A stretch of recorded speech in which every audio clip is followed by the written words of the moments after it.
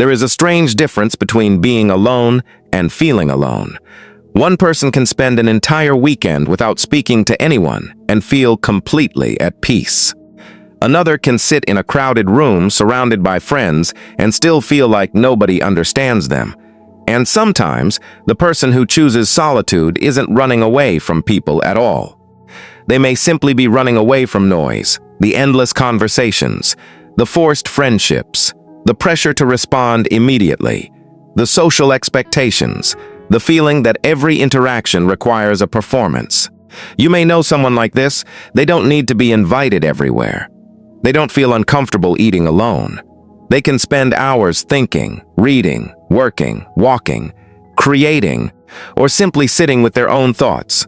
Other people might call them antisocial, cold, distant, even arrogant. But there is another possibility. Maybe they have discovered something many people spend their entire lives avoiding.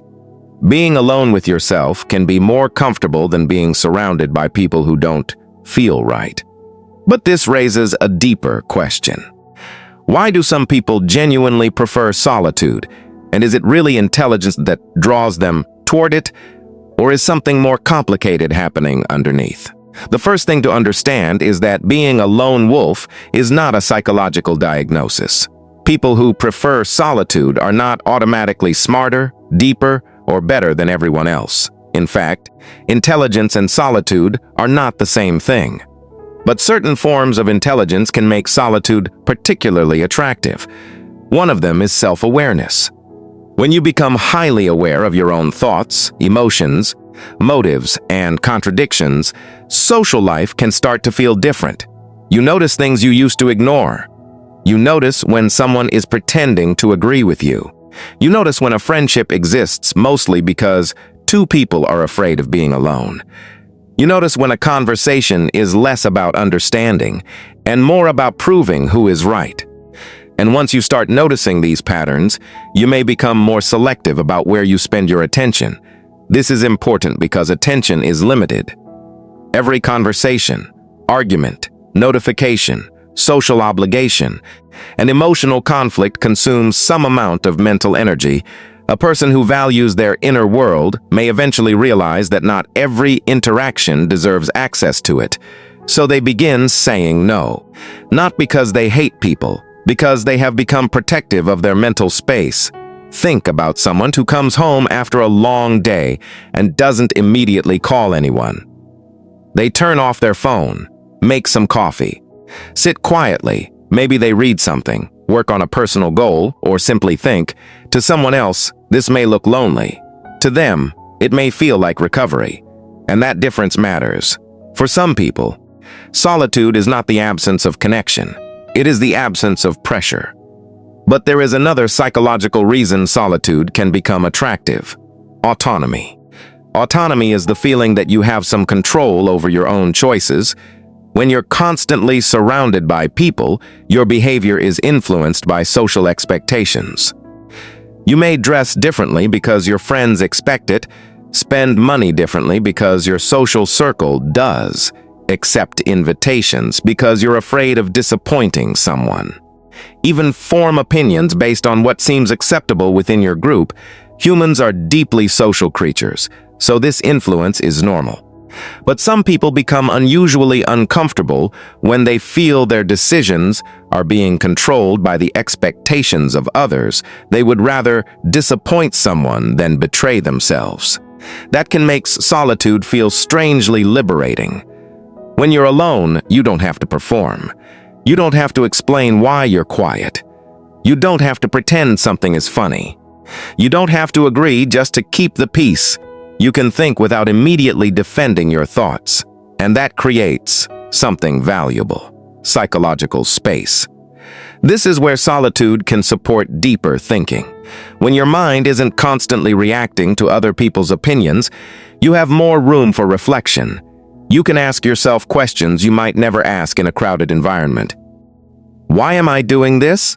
Do I actually want this? Do I believe this? Or did I simply inherit this belief? Why does this person bother me so much? Why did that criticism hurt? What kind of life would I choose if nobody were watching? That last question is particularly powerful because social life often teaches us to build an identity around being seen. We want to appear successful, interesting, attractive, intelligent, successful enough, happy enough, but solitude removes the audience. And when there is no audience, you eventually discover which parts of your personality are genuine and which parts were built for approval. That can be uncomfortable, because self-awareness doesn't always make you feel better. Sometimes it shows you things you would rather not see. You may realize that a relationship isn't working, that you have been chasing a goal you don't actually care about, that you are addicted to validation, that you have been pretending to be confident while secretly being afraid. Solitude gives those thoughts room to surface. And this is where the idea of the lone wolf becomes more complicated, because solitude can either be a place of growth or a hiding place. A psychologically healthy person can choose solitude and still maintain meaningful relationships. They can enjoy being alone without becoming incapable of connection. But someone who withdraws because they fear rejection, intimacy, criticism, or vulnerability may also call themselves a lone wolf. The behavior looks similar from the outside. The psychology is completely different. One person says, "I enjoy being alone." The other says, "People always disappoint me, so I don't need anyone." Those sentences sound similar, but the second one may contain a defense mechanism. Sometimes people convince themselves they don't need connection because admitting that they want connection feels too vulnerable. If you've been rejected repeatedly, betrayed by someone you trusted, or humiliated when you opened up, emotional withdrawal can feel safer. You don't have to risk disappointment if you never let anyone close enough to disappoint you. That isn't necessarily independence. Sometimes it's protection disguised as independence. And this is one of the most important distinctions to understand. Healthy solitude says, "I like my own company, but I can connect with others." Unhealthy isolation says, "I don't need anyone because needing people is dangerous." The first creates freedom. The second creates a prison. There is also a surprising connection between solitude and creativity. Many creative activities require periods of uninterrupted attention: writing, programming, painting, research, music, building a business, learning something difficult, even solving complicated personal problems. Deep thinking becomes difficult when your attention is constantly being interrupted. This is partly why some highly focused people intentionally create periods where they are unavailable. They aren't necessarily rejecting society, they are protecting concentration, and, in a world designed to interrupt you every few seconds, the ability to sit quietly with one thought has become increasingly rare. Your phone can give you a new stimulus whenever your mind becomes uncomfortable: a notification, a message, a short video, a comment, another opinion, another piece of information. Another reason to look away from yourself: solitude removes those distractions. And sometimes, what you discover in that silence is that your mind was never actually empty. It was simply overwhelmed.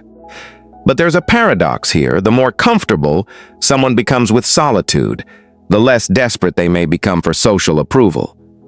And ironically, that can make their relationships healthier.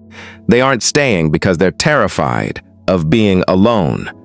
They're staying because they genuinely value the person. They aren't agreeing because they need approval. They can disagree without feeling that the relationship is ending. They don't expect another person to rescue them from boredom, insecurity, or emptiness. They bring something to the relationship rather than demanding that the relationship complete them. That is a very different form of connection. So perhaps the real goal isn't becoming a lone wolf. It's becoming someone who can be alone without feeling incomplete, because there is a major difference between independence and emotional disconnection. Independence means you can stand on your own. Disconnection means you've stopped allowing anyone to stand beside you. And sometimes the strongest person in the room isn't the loudest person. It's the person who doesn't need the room to validate their existence. They can walk away from a conversation without needing the last word. They can spend a Saturday night alone without believing something is wrong with them. They can lose a friendship without immediately replacing it. They can listen to criticism without allowing it to destroy their identity, and they can enjoy people without depending on people for their sense of worth. Maybe that's what many people are really searching for when they say they want to become a lone wolf. Not loneliness, not isolation, not superiority, freedom. The freedom to choose who gets access to your time. The freedom to think your own thoughts. The freedom to change your mind. The freedom to sit in silence without feeling that silence needs to be filled. And perhaps the deepest form of intelligence isn't knowing how to avoid people. It's knowing when you need people, when you need solitude, and understanding the difference. Because if you can only feel safe when you're alone, you may not be independent, you may be hiding. But if you can be alone, enjoy your own company, and still open your life to people who genuinely matter, something changes. You stop choosing between solitude and connection. You learn how to have both, and maybe that's the real sign of psychological maturity. You don't need a crowd to feel important, but you don't build walls just to prove that you don't need anyone. You become comfortable enough with yourself that being alone is peaceful, and being with the right people is meaningful. Because in the end, the goal was never to become a lone wolf. It was to become someone who is no longer afraid of their own company.